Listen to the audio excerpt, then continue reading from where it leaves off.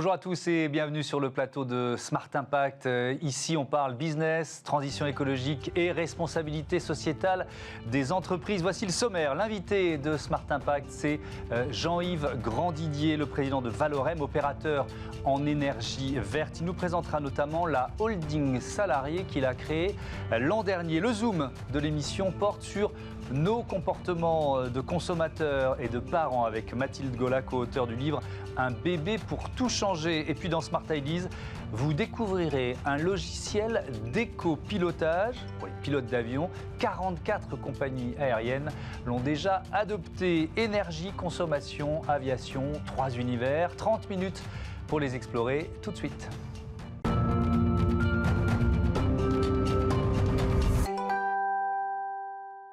Et avec nous en visioconférence, Jean-Yves Grandidier, le président, le fondateur de Valorem. Bonjour, votre métier c'est donc l'énergie verte. On parle de quoi? On parle d'éolien, de photovoltaïque? Expliquez-nous. Bonjour. Effectivement, Valorem est un producteur d'électricité à partir d'énergie renouvelable. C'est-à-dire qu'on a à peu près le même métier qu'EDF. Sauf qu'au lieu de produire l'électricité avec des centrales nucléaires, principalement pour ce qui concerne EDF, nous, on fait ça à partir de parcs éoliens, de parcs photovoltaïques, de centrales hydrauliques, c'est-à-dire des énergies renouvelables qui sont installées un peu partout en France et aussi à l'étranger. Est-ce que c'est parfois difficile de faire accepter un projet d'énergie renouvelable? Ça peut sembler paradoxal, mais on a vu beaucoup d'exemples, notamment sur l'éolien. Est-ce que vous êtes obligé de déployer des trésors d'inventivité pour convaincre notamment les riverains d'un projet? Ah oui, il faut faire œuvre d'inventivité, de créativité pour pouvoir implanter nos éoliennes sur le terrain. Ceci dit, en général, dans les territoires, il y a une très grande dichotomie entre les points de vue des personnes. En particulier ceux qui vivent du territoire, ceux qui vivent sur le territoire, comme les agriculteurs, comme les élus, et qui ont envie de voir leur territoire se développer, eh bien, ils sont extrêmement favorables à nos énergies renouvelables, qui sont vraiment des énergies de territoire. Et donc, ils ont pas de problème. Et quand ils ont des installations depuis 10 ans, qui sont installées chez eux, eh bien, ils en sont fiers, ils en sont contents, et ils reveulent de nouvelles installations. Parce que faut voir que ces énergies renouvelables, et l'éolien aussi, le photovoltaïque, l'éolien, eh bien, c'est un formidable moyen, effectivement, de redynamisation des territoires ruraux et d'éviter cette désertification qu'on voit un petit peu apparaître sur ces territoires-là. Mais il y a ce qu'on appelle le syndrome NIMBY, Not in my backyard, qu'on pourrait traduire par pas de ça chez moi. Pour réduire cette perception négative, vous avez imaginé il y a 10 ans un système d'investissement participatif et citoyen. Est-ce que vous pouvez nous le détailler? Alors tout à fait. Effectivement, c'est une demande des riverains qui allaient avoir effectivement la proximité du parc et qui se disaient pourquoi moi je ne pourrais pas bénéficier de cette production d'électricité pour ma consommation personnelle. Et à l'époque, on ne pouvait pas leur vendre de l'électricité parce qu'on avait des tarifs d'obligation d'achat qui nous obligeaient à vendre l'intégralité de notre électricité à EDF, c'était la règle. Mais donc, du coup, on s'est dit, on va quand même essayer de leur faire profiter des bienfaits de ces parcs d'énergie renouvelable et en particulier en leur permettant d'investir dans le parc en question, en mettant du capital et en tirant ou en prêtant de l'argent à la société qui détient les actifs du parc en question et avec qu'on rembourse. Donc, le parc en question rembourse avec un intérêt sur la durée.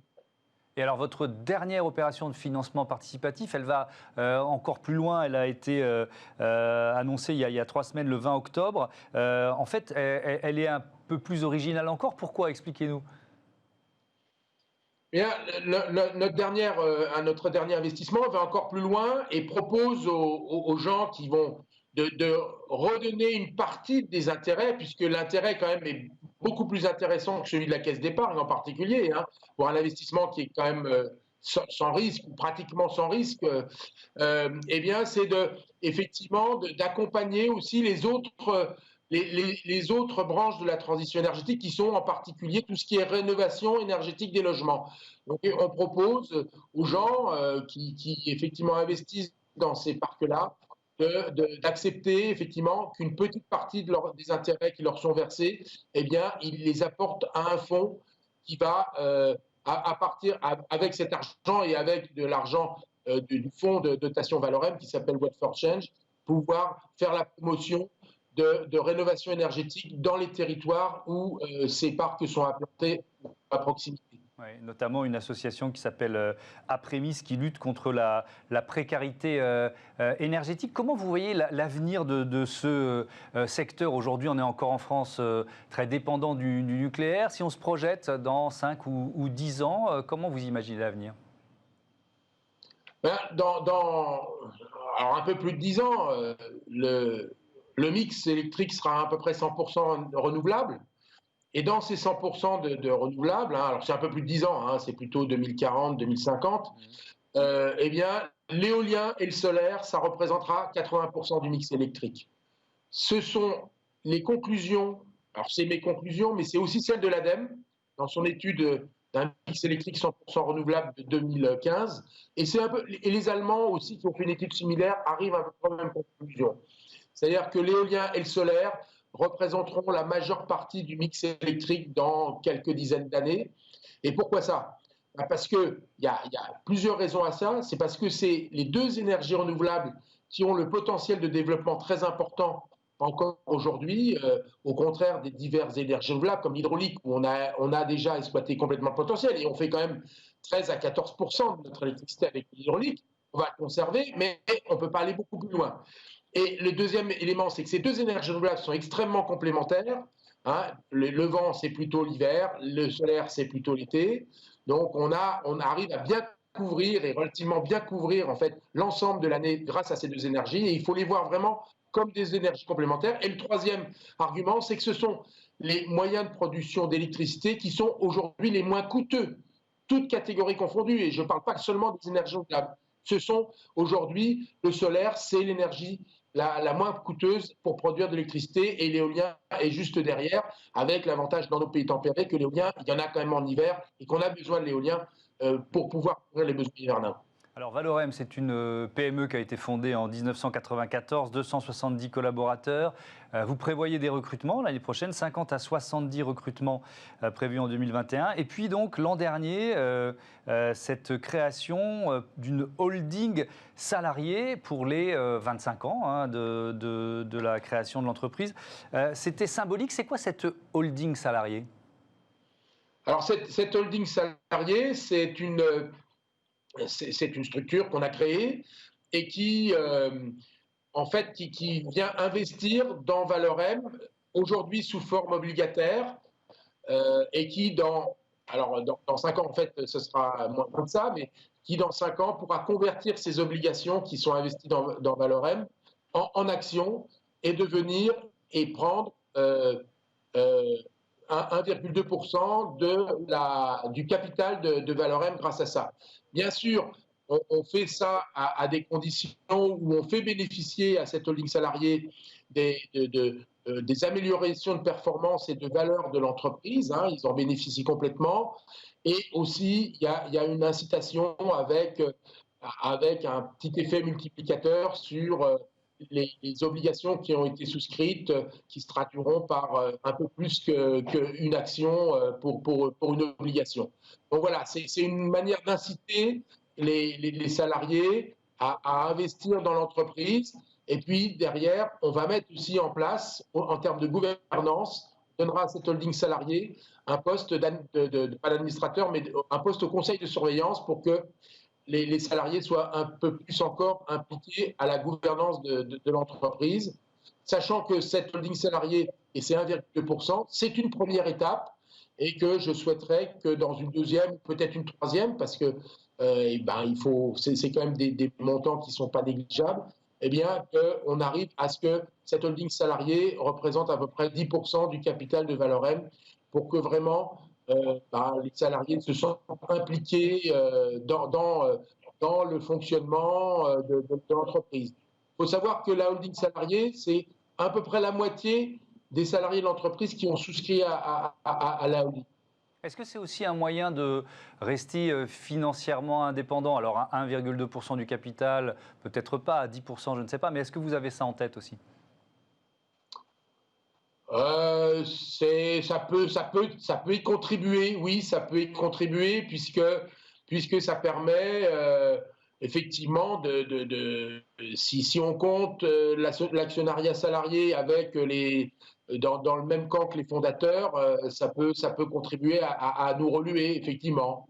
Et donc à conserver notre indépendance, mais avec un poids des salariés où ils peuvent faire, effectivement, ils peuvent être à la charnière. Et donc, ils peuvent avoir effectivement un poids, il faut l'accepter, un poids important à un moment donné, où entre les actionnaires d'un côté, les actionnaires institutionnels, on va dire, et de l'autre côté, les fondateurs de l'entreprise. Merci beaucoup, merci Jean-Yves Grandidier. À bientôt sur Bismart. Tout de suite, on change de thème dans Smart Impact. C'est le Zoom avec 9 mois pour tout changer. Ça vous dit?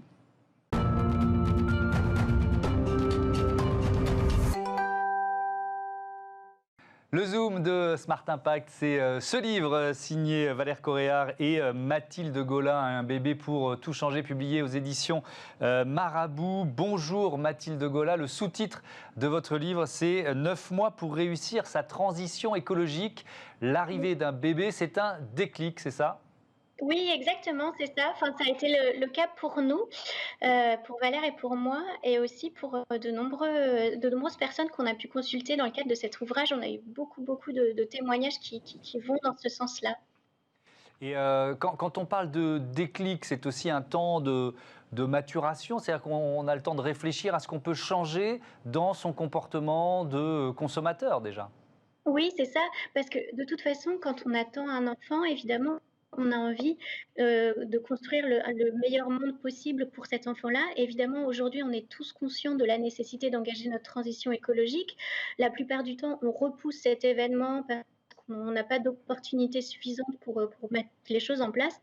Donc là, finalement, l'arrivée de cet enfant, c'est un peu l'opportunité rêvée pour engager cette nouvelle forme de vie, cette nouvelle façon de vivre. Et puis parce que de toute façon, notre mode de vie va être révolutionné, quoi qu'il arrive, que ce soit pour le premier ou pour le deuxième ou même le troisième enfant, la vie de famille va complètement chambouler nos habitudes. Donc finalement, c'est une formidable opportunité, ce changement, de l'engager pour adopter des gestes plus durables et plus compatibles avec un mode de vie plus écologique. Ouais, si je vous entends bien, on peut même dire que ce sont deux transitions qui se complètent, la transition vers la parentalité, quand c'est le premier enfant, et la transition écologique.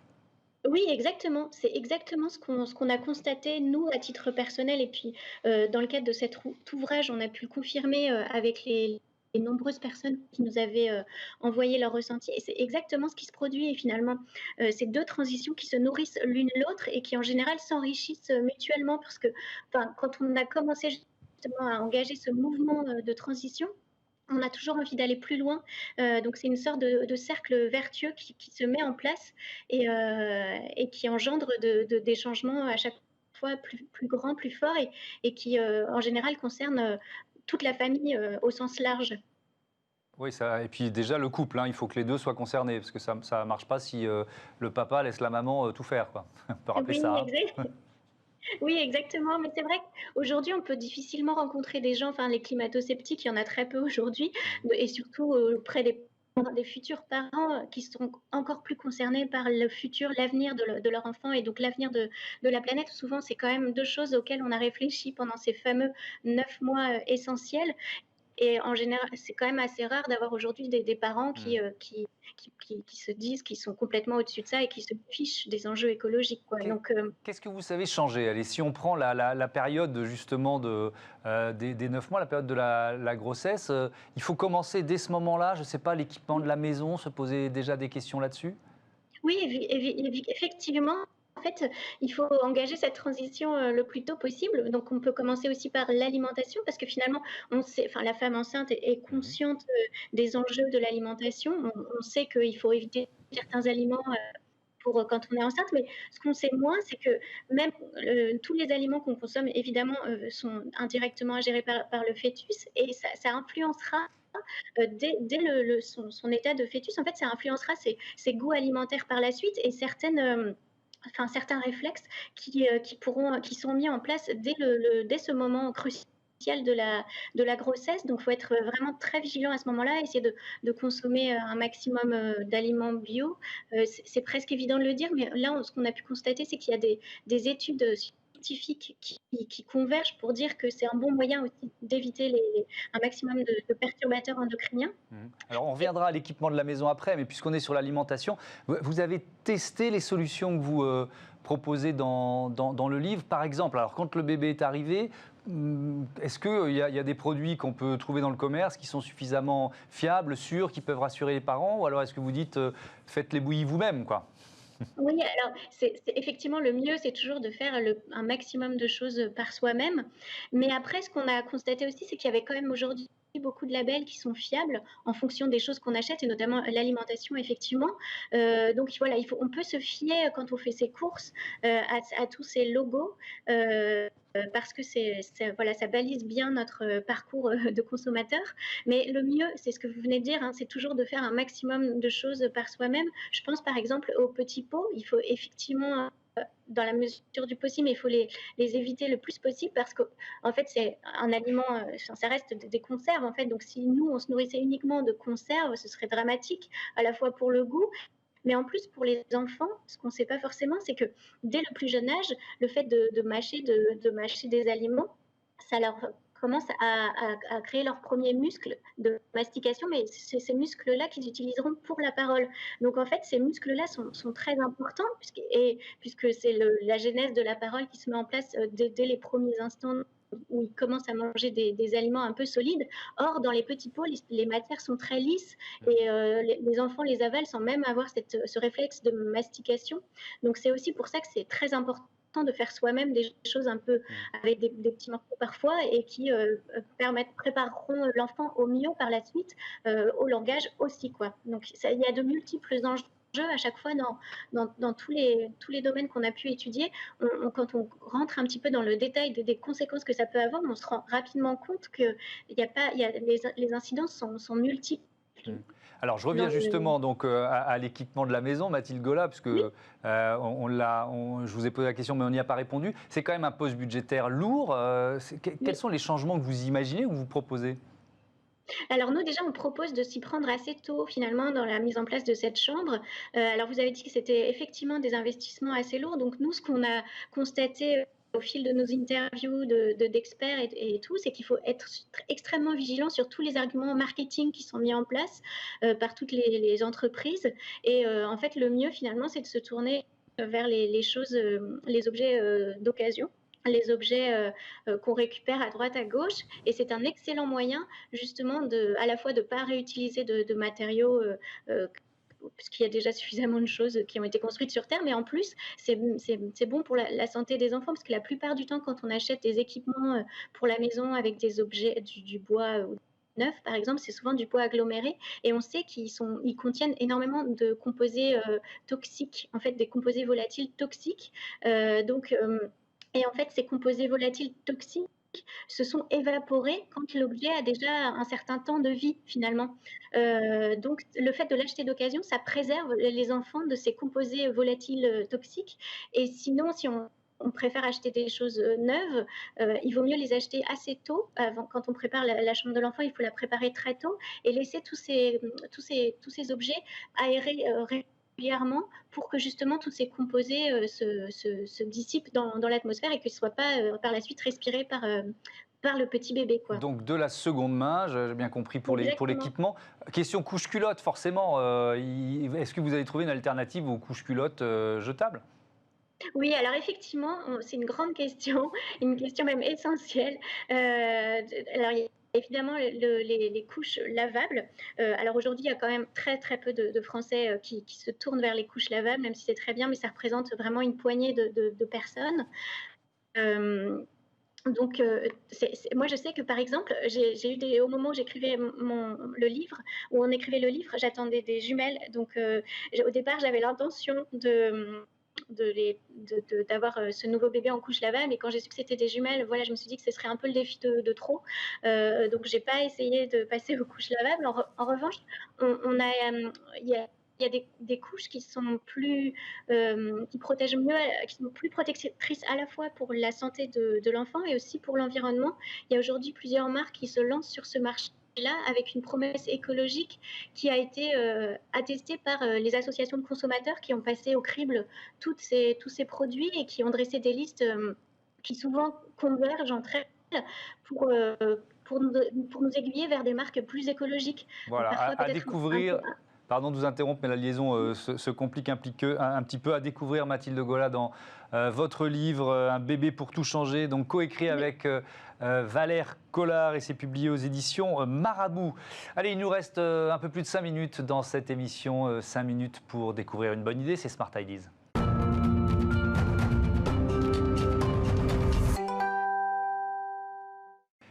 Smart Ideas avec Alexandre Ferret, le fondateur d'Open Airlines. Bonjour, bienvenue, merci d'être là physiquement sur ce plateau. Quel est votre métier ?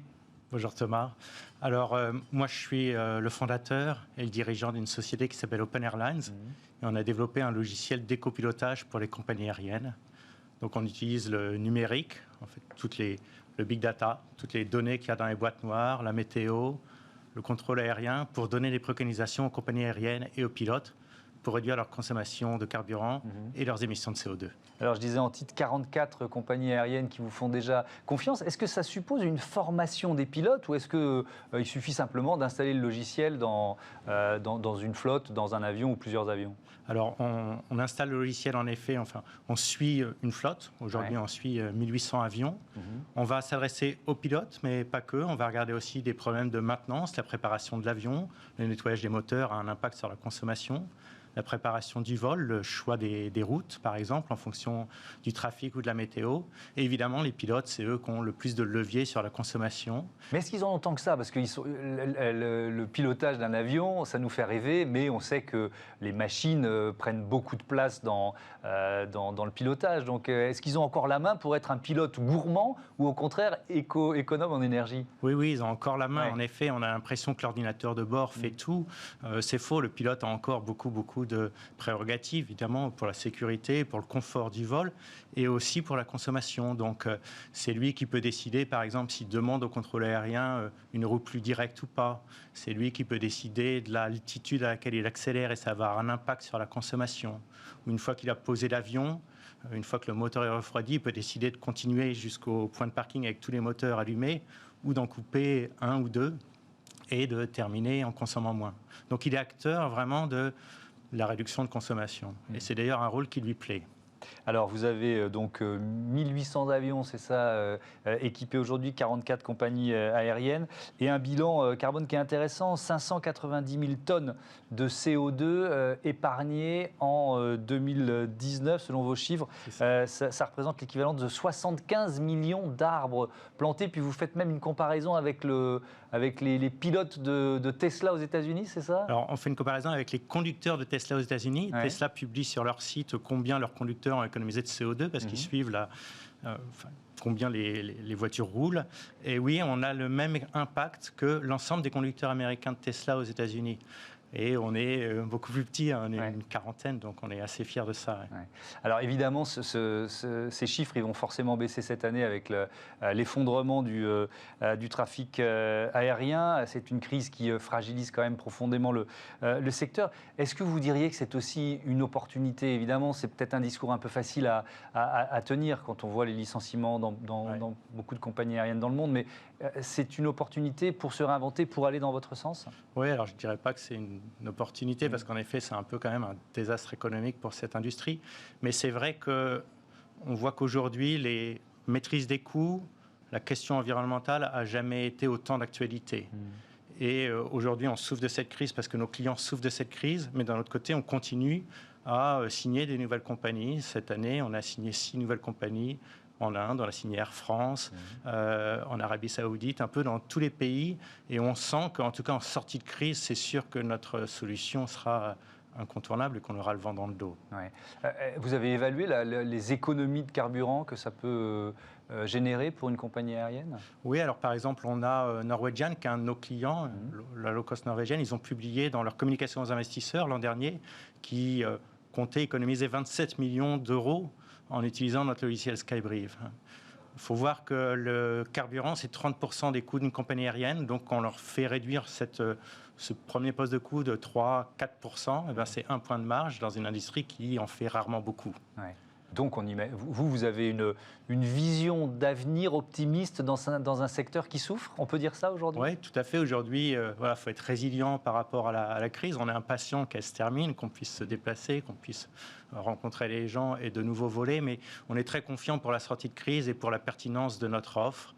Et on voit aussi qu'elle est très efficace et que les gens adhèrent, les compagnies adhèrent, les pilotes adhèrent. C'est un investissement qui se rentabilise facilement pour une compagnie aérienne? Oui, en combien de temps? C'est quelques mois. Quelques mois? Oui, c'est mais quelques pourquoi mois. elles ne le font pas toutes? Je fais votre pub là, mais on a du mal à comprendre si c'est aussi rapide. C'est vrai qu'on s'étonne d'en avoir que 44, mais on y travaille quand même activement et ça va de plus en plus vite. Après, il y a des processus de décision qui sont assez longs. Il y a un peu de conduite du changement. Et puis, je dirais, c'est une industrie qui est aussi habituée à safety first. Donc, un principe de précaution. Donc, tant qu'on n'a pas la masse critique, on nous regarde un petit peu en disant est-ce que ça marche réellement? Maintenant, 44 compagnies, 30 pays différents, donc on a passé cette étape-là. Et donc vous avez de bons espoirs de développement. Merci beaucoup Alexandre Ferret. Bon vent, c'est le cas de le dire, pour de l'aviation à Open Airlines. Voilà, c'est la fin de cette émission. Je vous donne rendez-vous à demain 9h, midi, 20h30 sur Bismart. Belle journée à toutes et à tous.